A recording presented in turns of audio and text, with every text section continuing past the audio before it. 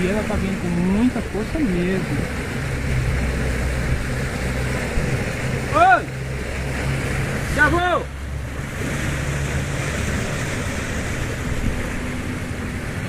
Tava tudo parado. Então, o senhor viu a... O senhor viu Na hora acontecendo? que tava a terra se mexendo, cheguei, por um acaso, que eu nunca ali no sítio. Daí a pouco subiu uma bolha de água e tá acontecendo isso que nós estamos vendo aí. Agora essa água preta saindo tudo. Mas foi por coincidência que eu cheguei agora aqui. E eu vejo que foi dito fio na hora que eu cheguei.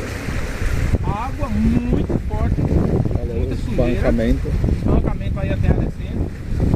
Então foi uma coisa coincidência de eu ter chegado na hora exata que viu isso aí.